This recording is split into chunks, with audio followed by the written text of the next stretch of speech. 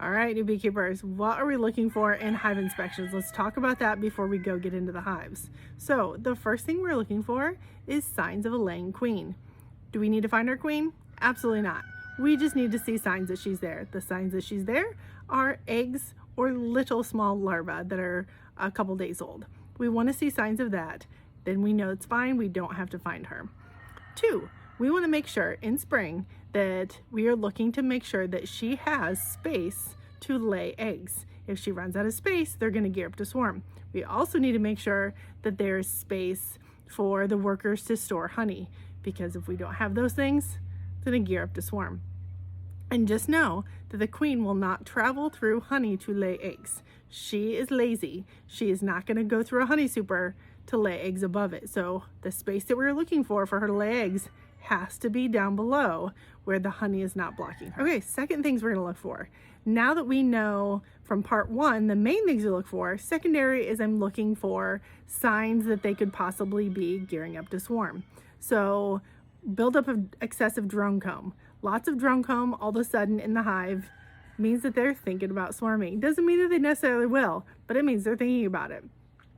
2, if you see queen cells, obviously, even the little mock pretend ones where they're practicing, they can be gearing up to swarm. If you see actual queen cells and capped ones, we're gonna need to intervene and make sure our old queen is still there and make some splits to prevent swarming. So some of these more advanced techniques I'm only gonna post on the YouTube because they're just too long of videos for the 3-minute TikTok. Okay, so we have the basics of what we're looking for in our hive inspections. What else do we need to do? We need to inspect and test for Varroa mites. If you live in the United States, you absolutely need to test and treat if you test above the threshold for Varroa. Varroa mites kill tons of hives. It is very important. And for those of you who are like, oh, well, my hives got killed by hive beetles or wax moths, no, they didn't. What probably happened is they were so weakened by Varroa that those secondary pests were able to take over the hive. That hive was already dying from something like Varroa. It could have been other stuff too, but chances are if you're in the United States and you were not testing Varroa and you lost your hives, it was probably Varroa. All right, hive inspection day. We have our lit smoker. If you need to know how to properly light a smoker so it stays lit, go watch that video. First thing we're going to do is we're going to smoke the entrance a bit. That is where the guard bees sit. So those are the most aggressive bees in your hive. So those are the ones you want to distract them most. The smoke just interrupts their signals and makes them go eat honey instead of attacking you. So we're going to open up the lid a little bit and we're going to give it a little smoke. We're going to wait about 60 seconds before taking off the lid. Okay, this is a 3-story medium colony here. So I'm going to go through all 3 layers right now just because this is one of the first big hive inspections of the season. And let's reiterate what we're looking for. We are looking for signs of a laying queen and to make sure that they have enough space. She has enough space to lay eggs and the worker bees have enough space to store honey. So as expected, the exterior frames on far left and far right are typically honey, and it'll be the interior frames that are bees. So this top super or this top box could either be a honey super or a brood box at this time of year. So I'm taking a look to see, and let's look at this middle frame and see if they've filled this with honey or if she's laying more babies in here.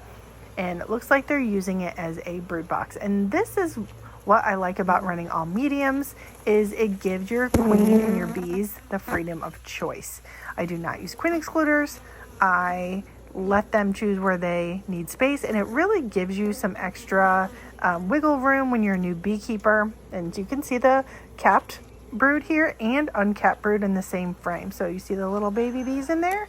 I saw some very small larvae, not quite young enough for me to know for sure that I have a laying queen, because those were probably 6 days old or so, 5-6 days old, in the capped brood. So we're going to look and just make sure that we see either some eggs or some very small larvae. And like I said, we don't need to find our queen, It is not essential. We just need signs of her, but there she is right in the top middle of the frame. She is beautiful, very dark queen, gorgeous girl there. Can you see her?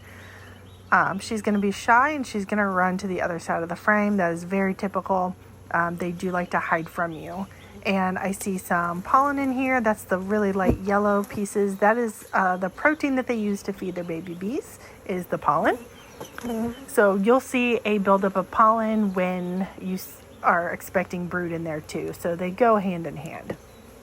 So normally, if this was a regular hive inspection and I found my queen and I know that she has plenty of space, then I would end my hive inspection and be done. But since this is one of the first ones of the season, I really want to go through this whole box, all these boxes, and make sure that everything is on the up and up and there's no queen cells in there. There's plenty of space. So I do know already there's plenty of space for her to lay eggs, but I do know that they do not have a honey super on top since they're using all 3 of these boxes for brood. I can already tell that. So I'm going to need to come back tomorrow, the next day, and give them a box to use as a honey super since I don't have that open space for them. So I'm just going to take a look and make sure that these are truly all full of brood, because if this very bottom box was completely empty, sometimes you'll see that here in Florida at the very beginning of spring, they'll have all the brood will still be in the top boxes and they'll have it emptied out the bottom, because what happens in the winter is they move the brood up where the heat is. And this box still had brood in it when I went into winter, so I went ahead and left it. Didn't open my hives for a month and a half, 2 months. And in that time, they sometimes will move the brood back down and sometimes they won't. So as I'm looking in here, I am seeing tons of baby bees. So these are 3 full boxes of brood. If this bottom box was empty, I would pull it and I would put it on the top and they could use it as a honey super. But since there's so many bees in here, all I'm really going to need to do is put a box on top. So see, right here they have some drone comb. They're the ones that stick outward from the frame, because baby drones are actually larger than regular worker bees. And the flat ones, those are worker bee capped brood. And then I see a bunch of pollen here at the top, and then inside those other cells are eggs and little tiny baby bees. So this is all nice and full. What I do know is there is not a honey super on top because they're using all 3 of these for brood. So I'm going to come back tomorrow and I'm going to go ahead and just add a honey super on top. I have boxes of drawn comb that they can easily use for honey. And I'll go through here, and I know that they're not gearing up to swarm because I'm, not seeing a buildup of drone comb. And I saw my queen, I see eggs, I see plenty of space, so I'm not worried. So if I were to see either a large buildup of drone comb, know that they were very out of space for brood, and or see queen cells with larvae in them, I would start to get concerned that they were gearing up to swarm. I do not have those concerns right now, so all I'm going to do is put everything back in the same order it was beforehand. Make a note to myself to bring an empty honey super down for them and put that on top. And in following videos, I'm going to show you how to, if we did see signs of them gearing up to swarm, what we would do. What we would do to intervene. What I would do would be to make splits, either a walk-away split or a traditional split, and I'll teach you in the upcoming videos how to do both of those. So happy beekeeping!